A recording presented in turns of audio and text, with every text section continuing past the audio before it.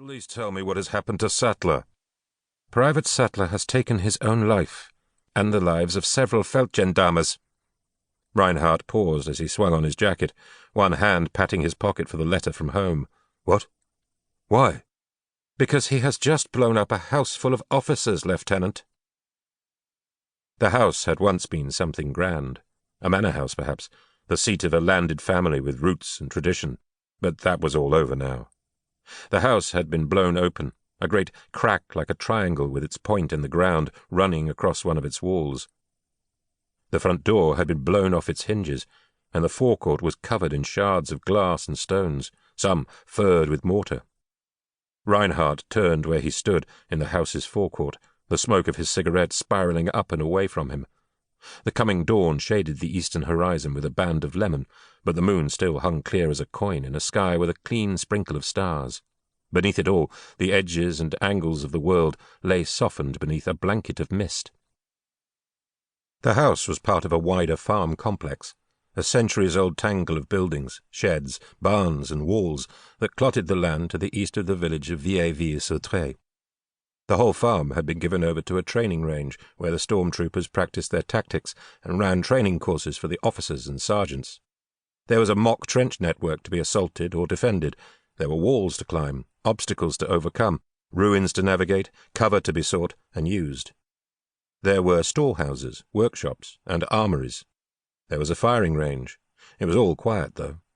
The Feldgendarmerie had closed the place down, guards posted at the entrances.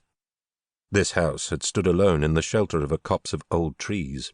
It was at the end of a strip of road of hard, packed mud that wound up from the farm proper, through unkempt vines that still kept their rows in sad tangles, and down which ran a pair of ruts like train tracks. Reinhardt knew the house as a place where the officers among the stormtroopers had heard lectures, conducted tabletop training exercises, taken a little rest when it was offered. It had had a comforting feel to it, the walls weathered smooth, and the massive beams of the rooms showing the varnished shine of centuries. The house had come through the war relatively unscathed, despite having been occupied first by Frenchmen, then Germans, then French again, and now Germans once more. Artillery spotters had once nested in its roof when the front lines had been closer, as the house stood on a slight rise, the countryside unfurling in all directions around it. From beside the front door, Lieutenant Otterstedt peered at him over the flat tops of his spectacles. The operations officer looked like the provincial schoolmaster he once was, and was aptly suited to the work he did. He had 10 years on Reinhardt, but the same rank, and that had to rankle. About bloody time, Reinhardt. I came as quick as I could, seeing as you asked so nicely. Why are you here, anyway? Duty officer Reinhardt? You might remember there is such a thing. Vaguely. What's going on, then? Your man finally cracked is what happened. What are you talking about? Come to express a morbid fascination at your man's handiwork. I might express such fascination if I knew what the fuck everyone's so quick to blame him for, Reinhardt snapped. Otterstedt blinked. Voices fell silent. With Otterstedt, it was better to get your hits in quick and sharp, Reinhardt had found, else he would not stop with the drip-drip of his little acidic comments. Otterstedt flushed. Bad blood will out, Reinhardt. That's what they say. What does that mean? Bombing's a terrorist thing. An Eastern thing.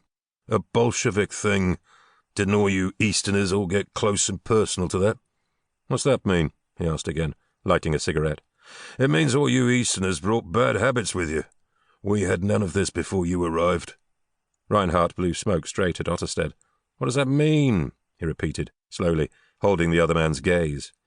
You Easterners. I'm from the East. Do you see me throwing bombs around? Other than at the French. Sergeant Brouwer is from the East. Shall we call him over? Otterstedt paled. I'm sure there's no need, Reinhardt. How about Colonel Meisner? Reinhardt continued.